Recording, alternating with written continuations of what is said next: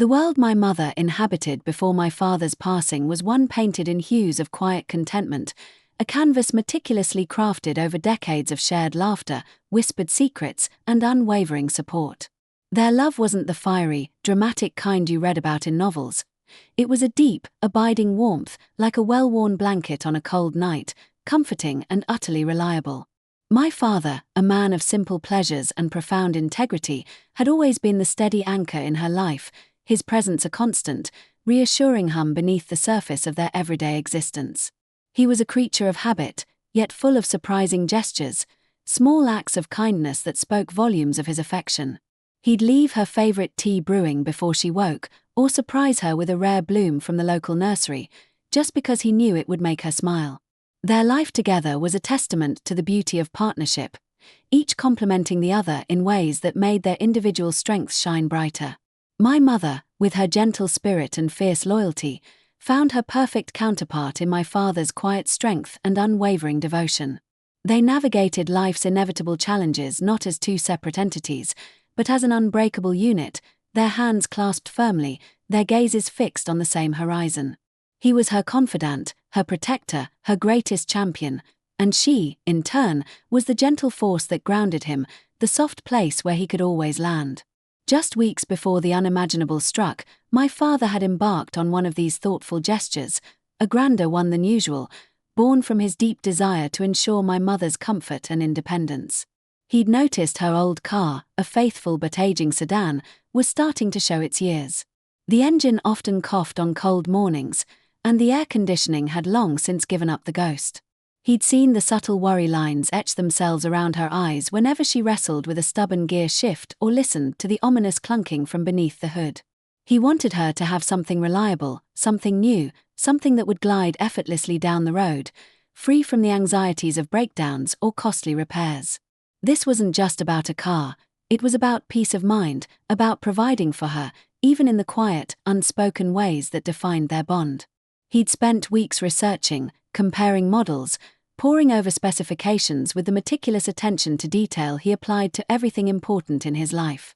He'd even consulted me, subtly probing for insights into what my mother might truly appreciate, feigning casual interest in car models when in reality, his heart was set on finding the perfect chariot for his beloved wife. He wanted it to be a surprise, a grand unveiling that would light up her face with that particular joy he cherished so deeply. He wanted to give her a gift that would not only serve a practical purpose but also stand as a tangible symbol of his enduring love and foresight.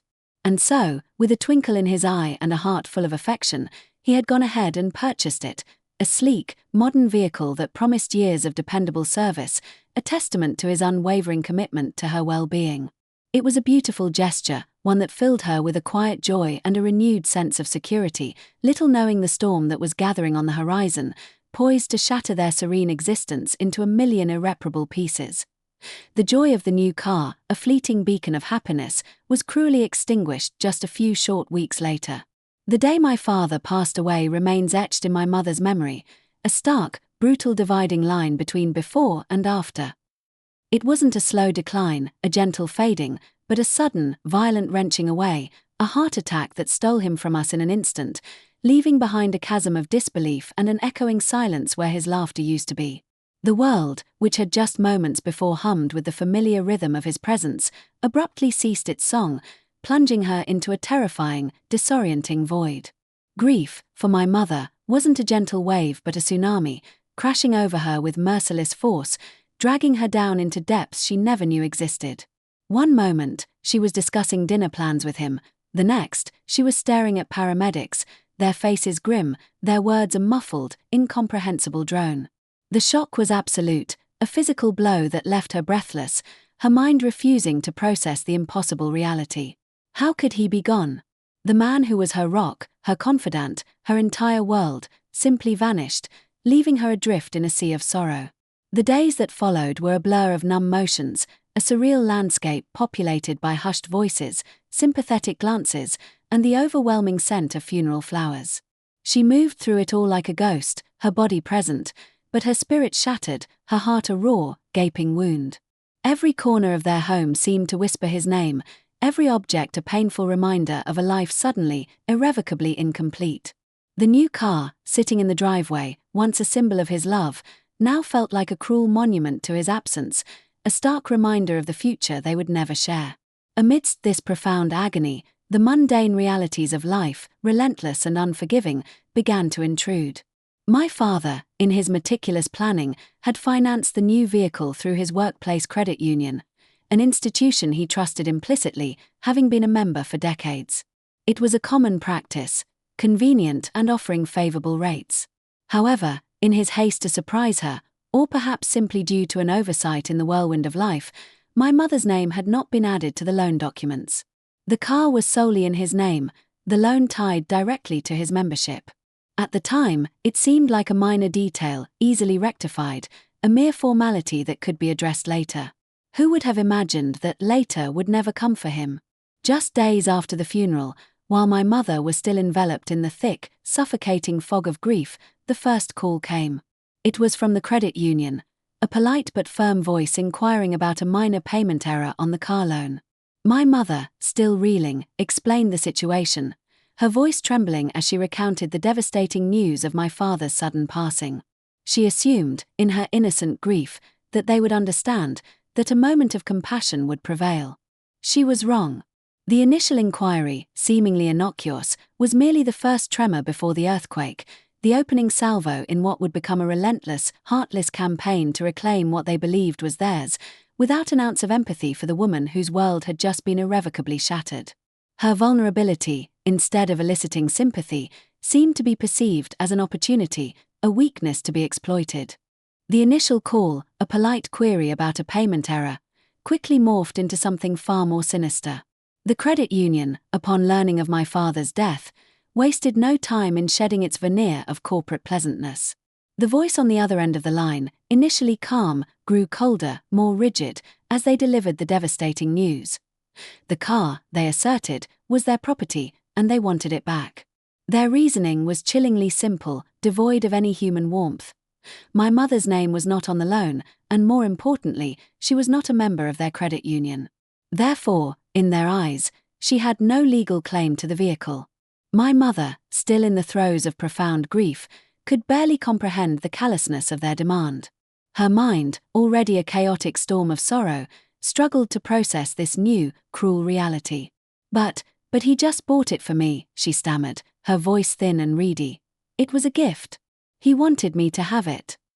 Their response was a robotic recitation of policy, a cold, unfeeling wall of bureaucracy that offered no room for human emotion or extenuating circumstances. They spoke of contracts, of terms and conditions, of legal obligations, all while ignoring the raw, bleeding wound of her loss. She pleaded with them, her voice cracking with desperation. She explained the circumstances, the suddenness of my father's death, the shock, the overwhelming grief that still clung to her like a shroud. She offered to transfer the loan into her name, to become a member of their credit union, to do whatever it took to keep the car that was not just a vehicle, but a final, tangible expression of her husband's love. "I can pay for it," she insisted. "I have the means. Just tell me what I need to do." Their refusal was absolute, unwavering. Each suggestion she made was met with a curt, unyielding no. Transferring the loan was impossible, they claimed, due to their internal policies. Becoming a member was also denied, as she didn't meet their specific criteria that seemed to materialize out of thin air, designed specifically to exclude her. It was as if they had already made up their minds, their decision set in stone, regardless of the emotional toll it took on her. The more she pleaded, the more resolute they became, their voices hardening with each passing minute, their demands growing more insistent. They began to hound her relentlessly. The phone calls started coming multiple times a day, each one a fresh assault on her fragile peace. The initial payment error had now escalated into a full-blown demand for the car's immediate return. They threatened legal action, spoke of repossession, and painted a grim picture of what would happen if she didn't comply. Their words were designed to intimidate, to wear her down, to break her spirit until she surrendered the vehicle. They knew she was vulnerable, grieving, and they exploited that vulnerability without a shred of conscience. To add insult to injury, they also refused to refund her substantial down payment. My father had put down a significant sum, a testament to his commitment to the purchase, and now they claimed it was forfeited, lost to the bureaucratic void. This wasn't just about the car anymore. It was about the principle, about the sheer injustice of it all. They were attempting to strip her of a gift from her deceased husband, to take her money, and to leave her with nothing but the bitter taste of betrayal. The car, once a symbol of love, was rapidly becoming a battleground, and my mother, despite her profound grief, felt a flicker of something new ignite within her, a quiet, simmering rage. She wasn't going to let them get away with it. Not without a fight. The constant harassment from the credit union became an insidious torment, a cruel counterpoint to the profound grief that already consumed my mother. Each phone call was a fresh stab, pulling her back from the fragile precipice of numbness into the harsh reality of their relentless demands. She tried to find solace in the quiet corners of her home, to lose herself in memories of my father, but the ringing phone was a constant, jarring intrusion, a reminder of the vultures circling, ready to pick at her bones. They called early in the morning, late at night, even during the few precious hours she managed to snatch of fitful sleep. Their voices, initially formal, became increasingly aggressive, laced with thinly veiled threats and impatience. "We need to know when you'll be returning the vehicle, Mrs. Last Name," they'd say, their tone devoid of any sympathy. "This is a matter of legal obligation. We've been very patient." Patient. She scoffed internally, a bitter, humorless sound. Patience was the last thing they had shown. They spoke of deadlines, of escalating consequences, of sending recovery agents. The pressure was immense, a suffocating weight on her already burdened shoulders. It felt as though they were actively trying to break her, to push her past the point of endurance until she simply gave in. The injustice of it all gnawed at her, a persistent ache beneath the surface of her sorrow. How could they be so heartless? How could an institution, ostensibly built on trust and community, behave with such cold, calculated cruelty towards a grieving widow? The car was more than just metal and wheels. It was a tangible link to my father, a final, loving gesture that they were trying to snatch away. And the down payment, a substantial sum that represented my father's hard work and foresight. To simply forfeit it felt like a robbery, a desecration of his memory. One particularly grueling afternoon, after yet another venomous call, something shifted within my mother. The tears, which had flowed so freely for weeks, suddenly dried up. The pervasive numbness began to recede, replaced by a searing clarity. She looked at the phone, then at the new car gleaming in the driveway, and a quiet, steely resolve began to harden within her. This wasn't just about a car anymore. This was about dignity. This was about respect. This was about not letting them diminish my father's memory or take advantage of her vulnerability. She thought of my father, a man who, despite his gentle nature, possessed an unyielding sense of justice. He would never have stood for such blatant disrespect, such predatory behavior. A faint, almost imperceptible spark ignited deep within her, a flicker of the same quiet strength that had always underpinned their life together. She remembered his unwavering belief in doing what was right, in standing up for oneself, even against overwhelming odds. It was a strength she hadn't realized she possessed until now, forged in the crucible of her profound loss. The grief was still there, a constant companion, but it was no longer paralyzing. Instead, it became a fuel, a silent motivator. She would not let them turn her sorrow into a weapon against her. She would not let them win. A plan, nascent and audacious, began to form in the quiet recesses of her mind. It was a plan born not of rage, but of a quiet, determined defiance, a refusal to be a victim. They wanted their car back. Fine. But they would not get it on their terms, and they certainly wouldn't get away with making her life harder without a fight. The battle lines had been drawn, and my mother, though heartbroken, was ready to stand her ground. The decision solidified within her, a quiet, unshakable resolve that cut through the fog of grief. She wasn't going to let them win. Not like this. They wanted to play hardball. She would show them what true resilience looked like. The plan, once a vague notion, began to take shape, piece by meticulous piece, in the quiet hours of the night. It was audacious, perhaps even a little reckless, but it felt right. It felt like the only way to reclaim a sliver of control in a world that had suddenly become so uncontrollable. The first step was research. My mother, despite her emotional state, approached this task with the same methodical precision my father would have admired. She spent hours online, poring over car dealerships' websites, comparing models, prices, and availability. She knew exactly what she was looking for, an identical make, model, and year to the car the credit union was so desperately trying to repossess. It had to be indistinguishable, a perfect twin. This wasn't about getting a new car for herself. It was about executing a very specific, very personal act of defiance. She found several promising leads at dealerships located hours away, far beyond the reach of the credit union's local influence. The distance was crucial.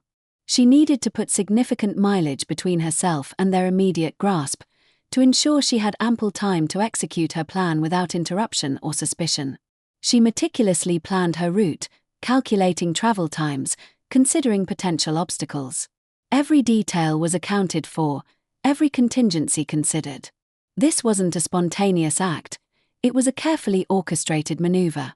The next morning, with a grim determination etched on her face, she began her journey. The drive was long, the miles ticking by under the wheels of the very car the credit union coveted. Each mile was a small victory, a defiant act of possession. The grief was still a heavy cloak, but beneath it, a strange sense of purpose had taken root. She wasn't fleeing, she was strategizing. She wasn't retreating, she was advancing on her own terms. The open road, usually a source of quiet contemplation, became a canvas for her resolve. She arrived at the chosen dealership in a small, unassuming town, hours away from her home. The dealership lot was bustling, a kaleidoscope of gleaming metal and eager salespeople. She walked onto the lot with a quiet confidence, her grief temporarily set aside, replaced by a steely focus. She approached a salesman, her voice calm and steady, and explained precisely what she was looking for. She didn't haggle, didn't dither. She knew the market value, she knew what she wanted, and she was prepared to pay. The transaction was swift and efficient. She paid cash for the identical vehicle, ensuring there would be no loans, no credit unions, no external entities with any claim to this new car. This one would be unequivocally hers, purchased with her own funds, in her own name, a symbol of her independence and her refusal to be dictated to. As she signed the final papers, a small, almost imperceptible smile touched her lips.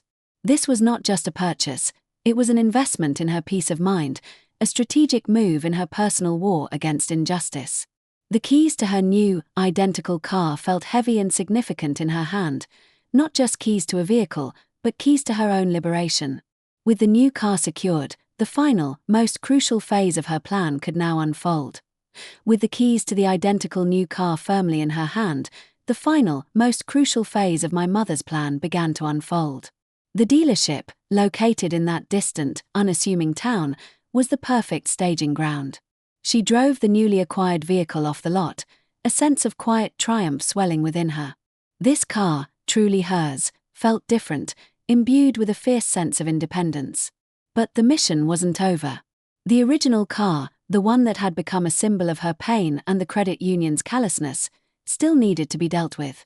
She drove the original car, the one my father had bought, to another dealership in the same distant town. This wasn't just any dealership. She chose a large, busy one, a place where a single car left unattended wouldn't immediately raise suspicion.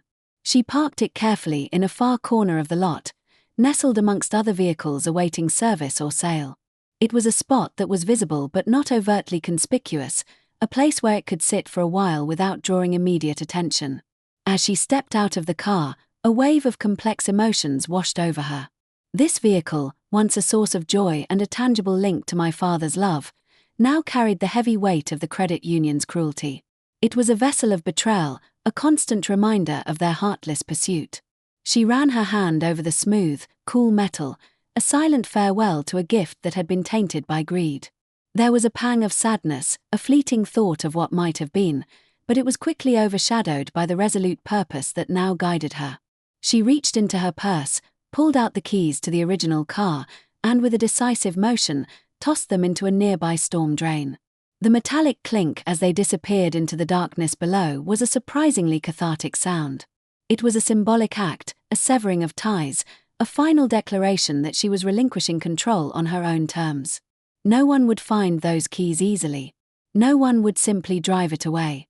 If the credit union wanted their car back, they would have to work for it.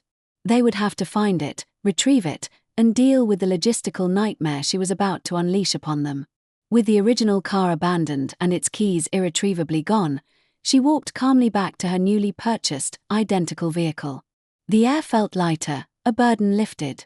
She got into her own car, started the engine, and drove away, leaving the other vehicle behind, a silent testament to her defiance. The drive home was long, but this time it was filled with a quiet sense of satisfaction. The road stretched out before her, no longer a path of escape, but a journey of vindication. She arrived home late that night, exhausted but strangely invigorated. The house, usually a place of quiet sorrow, felt different. There was a subtle shift in the atmosphere, a faint echo of her father's strength, now mirrored in her own actions. She knew the credit union would call again. She knew they would be furious. But for the first time in weeks, she felt prepared. She had taken back control. She had turned their weapon against them. The stage was set for the final act of her quiet revenge, and she was ready to deliver her lines. She would sleep soundly, knowing that the next day, the tables would finally turn. The next morning dawned, crisp and clear, a stark contrast to the storm that was about to break. My mother woke with a sense of anticipation she hadn't felt in weeks, a quiet hum of readiness replacing the usual dull ache of grief. She went about her morning routine with a deliberate calmness, sipping her coffee, reading the newspaper. Small acts of normalcy that belied the significant confrontation she knew was imminent. She was prepared. She was ready. As if on cue, the phone rang. It was the credit union, of course. The caller ID glowed with the familiar, dreaded number. My mother took a deep breath, a small, almost imperceptible smile touching her lips. This was it. She answered, her voice calm, steady, and utterly devoid of the fear or desperation they had grown accustomed to hearing. Mrs. Last name. The voice on the other end began, its tone sharper than usual, laced with an unmistakable edge of impatience. We've been trying to reach you. We still haven't received confirmation of the vehicle's return. This situation is becoming increasingly problematic. My mother listened, letting the familiar threats and demands wash over her without effect. She imagined the person on the other end, probably sitting in a sterile office, convinced they held all the power. But the power dynamics had shifted. She now held the upper hand, and she was about to deliver her coup de grace. When the caller paused, expecting her usual apologies or pleas, my mother spoke. Her voice was clear, firm, and remarkably composed, a stark contrast to the trembling, grief-stricken widow they had been harassing for weeks. "Oh, the car," she said, as if the matter had only just occurred to her. "Yes, I took care of that yesterday." There was a beat of silence on the other end, a moment of confusion. They hadn't expected this. They had expected resistance, not compliance, and certainly not such a calm, almost dismissive tone. You returned it." The voice stammered, a hint of surprise in their tone. "Yes," my mother confirmed, her voice unwavering. "It's at the name of dealership, lot in name of distant town. I left it there yesterday afternoon." She gave them the precise address, the exact location, a small, knowing smirk playing on her lips. "You can go pick it up whenever you like." The silence on the other end stretched, longer this time, filled with a palpable sense of shock and disbelief. They had expected to send a tow truck, to track it down, to initiate a formal repossession process. The idea that she had simply left it somewhere, hours away, was clearly not in their playbook. "What?" The voice finally sputtered, a mixture of confusion and dawning realization in their tone. "You just left it. Why would you do that? And the keys? Where are the keys?" My mother's smile widened, a genuine, triumphant smile that reached her eyes.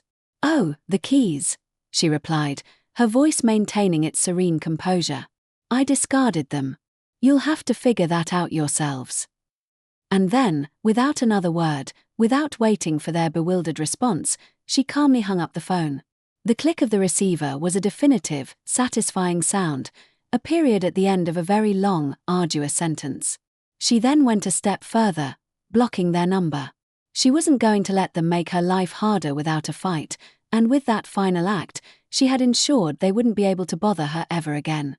The battle was over, and she had won. The silence that followed the phone call was profound, a stark contrast to the weeks of relentless harassment.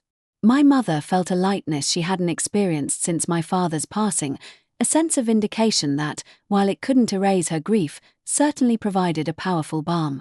She imagined the scene at the credit union, the bewildered representative, the frantic calls to supervisors, the dawning realization of the logistical nightmare she had just unleashed upon them.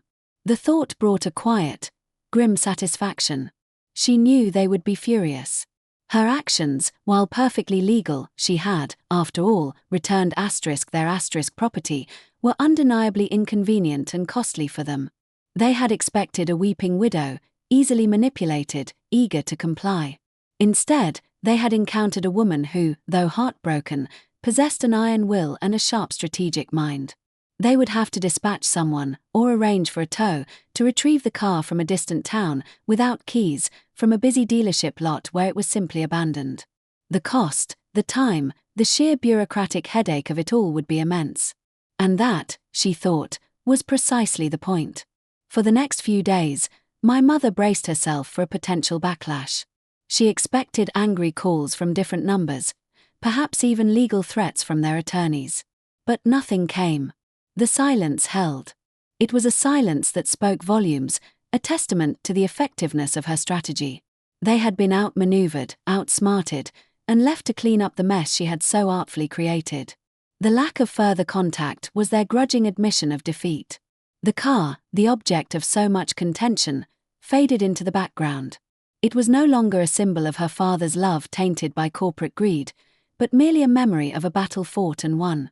Her new car, the identical twin she had purchased, now sat in her driveway, a symbol of her independence and resilience.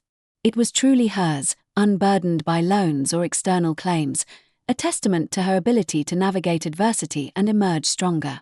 Slowly, painstakingly, my mother began the long process of rebuilding her life. The grief for my father was still a constant companion, a deep, abiding ache that would never fully disappear. But the crushing weight of the credit union's harassment had been lifted, allowing her the space to mourn, to heal, to simply be star. She started to find small moments of peace, to reconnect with friends and family, to rediscover the quiet joys that had been overshadowed by sorrow and stress. Her act of defiance became a quiet legend within our family, a story whispered with pride and admiration. It wasn't about the money, though the down payment was a significant sum. It wasn't even solely about the car. It was about standing up for oneself when faced with injustice, about refusing to be a victim, even in the darkest of times. It was about a woman, broken by loss, who found the strength to fight back, to reclaim her dignity, and to send a clear message that she would not be trampled upon. My mother, always gentle and kind, had revealed a formidable strength, a steel core that few had ever seen. She had faced an unimaginable ordeal, been pushed to her absolute limits, and instead of crumbling, she had fought back with quiet ingenuity and unwavering resolve. The experience, though painful, had forged her into an even more formidable woman, a testament to the enduring power of the human spirit. She had not only survived, she had triumphed, on her own terms, proving that even in the deepest sorrow, one could find the courage to stand tall. The aftermath of my mother's defiant act wasn't just about the absence of calls from the credit union. It was about the subtle, yet profound, shift within her. The woman who had been a whirlwind of grief and anxiety began to emerge from the chrysalis of sorrow, stronger, more self-assured. The experience, though born of immense pain, had paradoxically gifted her with a newfound sense of agency. She had faced a formidable opponent at her weakest point and had not only held her ground but had orchestrated a quiet, brilliant victory. This newfound confidence rippled into other areas of her life. Before my father's passing, he had handled most of the household finances, the car maintenance, the larger logistical aspects of their shared life. My mother, while capable, had often deferred to his expertise. Now, she found herself navigating these responsibilities with a quiet competence that surprised even herself. She meticulously organized their financial documents, learned to manage the household budget with precision, and even took the initiative to learn basic car maintenance, ensuring her new vehicle remained in pristine condition. These were not just chores, they were acts of empowerment, Each task completed a small victory against the lingering shadows of dependence. She also began to re-engage with the world outside her grief. Friends, who had respectfully given her space during the initial period of mourning, started to reach out more frequently. My mother, instead of retreating, began to accept invitations for coffee, for walks in the park, for quiet dinners. She found solace in shared laughter, in conversations that drifted away from sorrow and towards the gentle rhythms of everyday life. She spoke of my father often, not with the raw anguish of before, but with a tender fondness, sharing anecdotes that brought smiles rather than tears. It was a sign of healing, a testament to her capacity to carry her love for him without being consumed by his absence. The story of the credit union incident, initially a private act of defiance, slowly began to circulate within our close-knit family and among her closest friends. It was never told boastfully, but rather as a quiet affirmation of her strength. Each retelling, each nod of admiration, subtly reinforced her newfound sense of self-worth. People looked at her differently now, not just as the grieving widow, but as a woman of remarkable resilience and quiet courage. She became an inspiration, a living example that even in the face of overwhelming adversity, one could find the inner fortitude to fight back and reclaim one's narrative. The old car, the one my father had bought and she had abandoned, remained a distant, almost abstract concept. She never heard another word about it from the credit union, confirming that her strategy had worked perfectly. They had been forced to bear the burden of their own callousness, a fitting consequence for their heartless actions. The down payment, of course, was never refunded, but by then, my mother had come to terms with it. The true victory wasn't financial, it was moral. It was the knowledge that she had not allowed them to diminish her, to take advantage of her vulnerability, or to disrespect the memory of her beloved husband. Her journey of healing was far from over, but the path was clearer now, less shrouded in the oppressive fog of despair. She had learned that grief, while profound, did not have to define her. She could carry her sorrow, honor my father's memory, and still find the strength to live, to thrive, and to stand tall in a world that had tried to knock her down. The new car, gleaming in her driveway, was a silent monument to this enduring spirit, a symbol of a woman who, against all odds, had found her way back to herself. The experience with the credit union, though a painful chapter, ultimately served as a catalyst for my mother's journey of self-discovery and empowerment. It was as if the intense pressure had compressed her spirit, forcing out impurities and leaving behind a diamond-hard core of resilience. She began to view challenges not as insurmountable obstacles, but as puzzles to be solved, drawing upon an inner well of resourcefulness she hadn't known existed. This extended beyond personal matters, subtly influencing her interactions with the wider world. She became more discerning, less willing to accept unfairness, and more vocal in advocating for herself and others. She started volunteering at a local community center, dedicating her time to helping other widows navigate the complex aftermath of loss. Her own story, shared gently and without embellishment, became a beacon of hope for women who felt lost and overwhelmed. She spoke of the bureaucratic hurdles, the emotional toll, and crucially, the quiet strength she found to push back. Her empathy was profound, born from personal experience, and her practical advice was invaluable. She helped others understand their rights, encouraged them to seek support, and most importantly, instilled in them the belief that they were not alone and that they too possessed the power to overcome adversity. Her home, once a sanctuary of shared memories, slowly transformed into a space that reflected her evolving independence. She rearranged furniture, added new pieces that spoke to her individual taste, and cultivated a vibrant garden that bloomed with life and color. These were not attempts to erase my father's memory, but rather to create a new chapter, a living testament to her continued growth. She found joy in these small acts of creation, each one a step forward on her path to healing and self-redefinition. The new car, the identical one she had purchased, became more than just a means of transportation. It was her chariot of freedom, taking her on new adventures. She started exploring nearby towns, visiting art galleries, and taking scenic drives, sometimes with friends, sometimes alone, reveling in the quiet solitude and the beauty of the landscape. Each journey was a metaphor for her life's new trajectory, moving forward, exploring new horizons, embracing the unknown with a quiet courage. The car, sleek and reliable, was a constant reminder of her triumph over adversity, a tangible symbol of her ability to navigate life's roads on her own terms.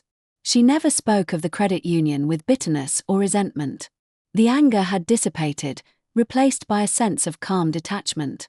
They were simply a lesson learned, a stark reminder of the importance of vigilance and self-advocacy. The incident had served its purpose, igniting a spark within her that would continue to burn brightly.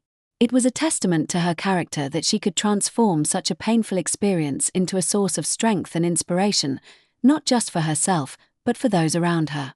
My mother, the gentle woman who had always been the quiet strength behind my father, had now stepped fully into her own light.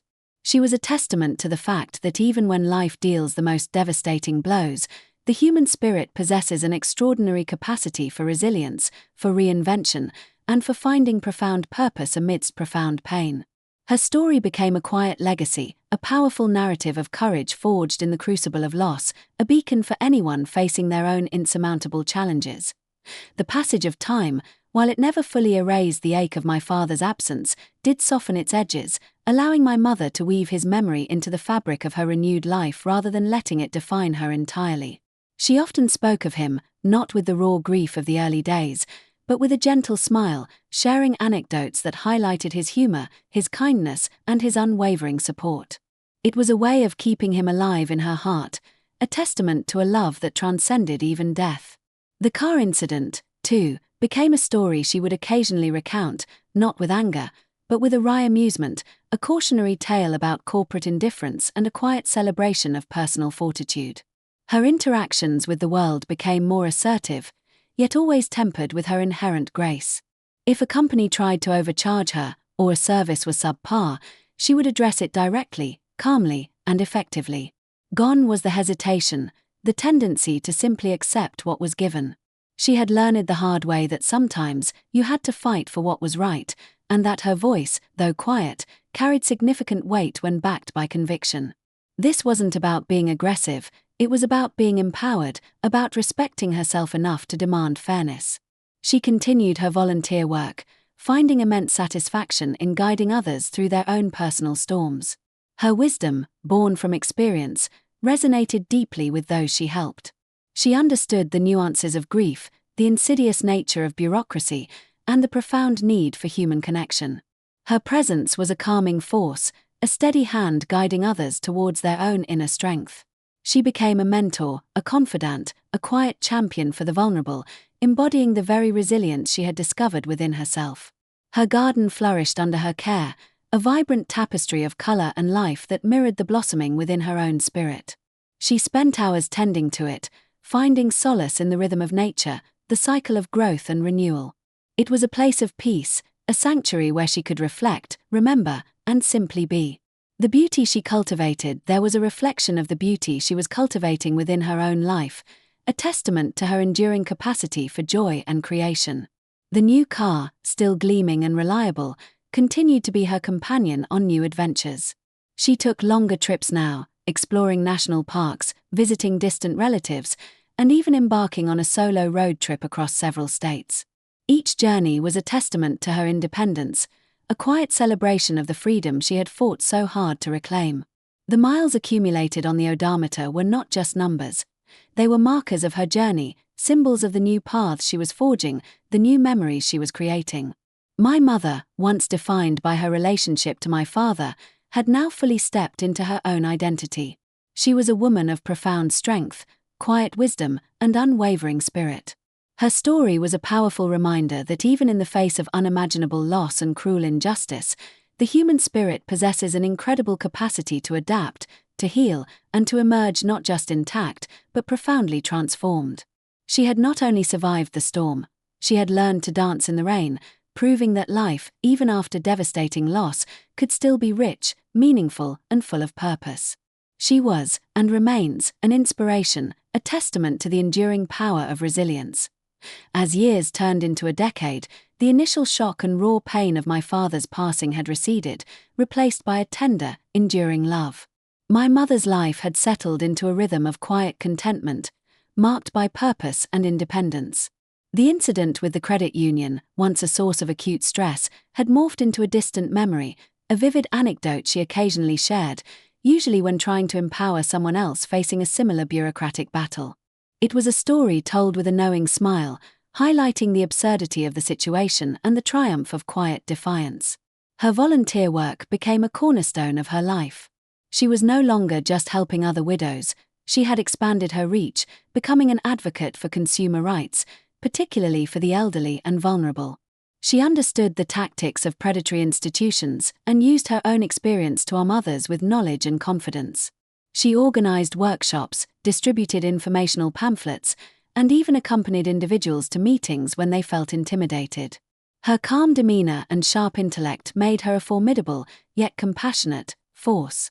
She was a living embodiment of the phrase, "Don't mess with a grieving widow," but with a benevolent, empowering twist. Her garden continued to be her sanctuary, a place where she found peace and expressed her creativity. It was a riot of colors and textures, a testament to her nurturing spirit. She often hosted small gatherings there, inviting friends and family to share in its beauty, the gentle hum of conversation mingling with the buzz of bees and the scent of blooming flowers. These moments of shared joy were precious, reinforcing the connections that sustained her. The car, now with considerable mileage, remained a faithful companion. It had carried her through countless journeys, both literal and metaphorical. It had taken her to new places, allowed her to explore new interests, and provided the freedom she cherished. It was more than just transportation. It was a symbol of her enduring autonomy, a tangible reminder of the day she took control and drove away from injustice. She kept it meticulously maintained, a reflection of her careful nature and her appreciation for its role in her life. My mother, once the quiet support system for my father, had truly come into her own. She was a woman of substance, defined not by her loss, but by her resilience, her compassion, and her unwavering spirit. She had built a life that was rich and meaningful, filled with purpose and connection.